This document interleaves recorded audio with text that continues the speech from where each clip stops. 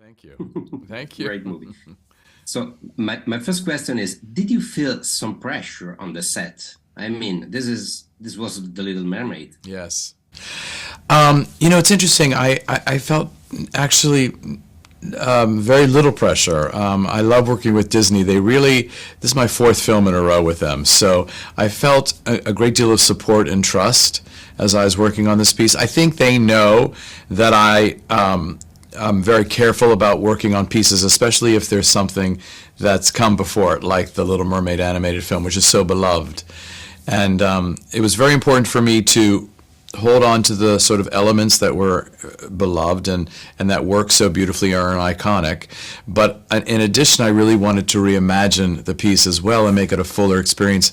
I mean, it's a different genre, so you're moving from an animated film to a live action film, and it's a chance to sort of give you a fuller experience, maybe in a more emotional, maybe a deeper experience, And so I felt great support, Andrea. Really, it was lovely.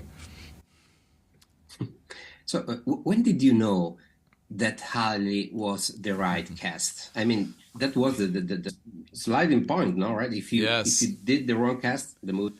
100%. I mean, without the perfect Ariel, there's no film. So I have to say, the crazy thing was she was the first actor we saw for the role.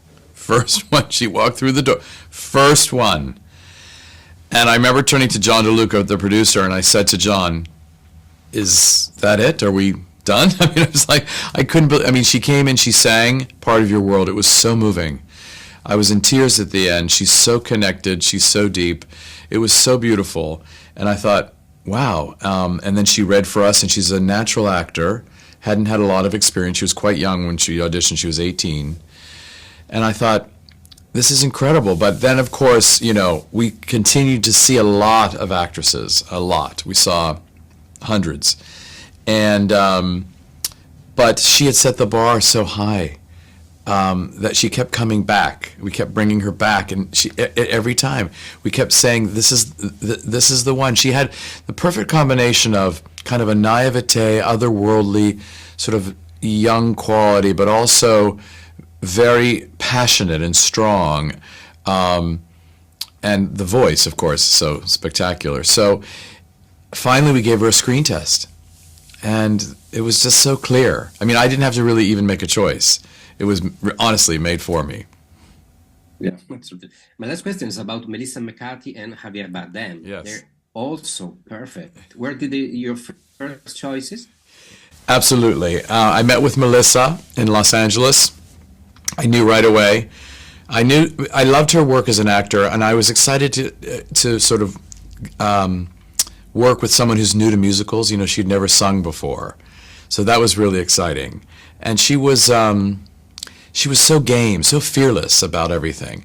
I love her humor, but I also love her depth that she brings to the role.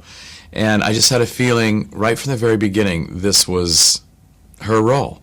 I mean, that's, like I said, my goal is always to never actually have to choose. It really is, ultimately someone comes and says, this is my role.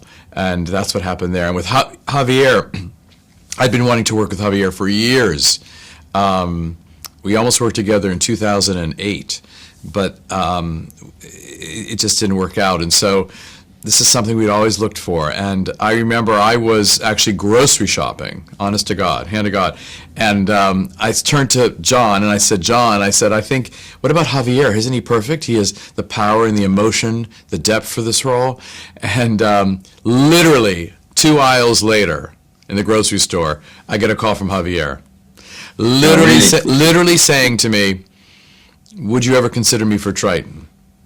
And I thought, well, this is just fate. So it was perfect. Serendipity. Yes, serendipity, exactly. That's great. So,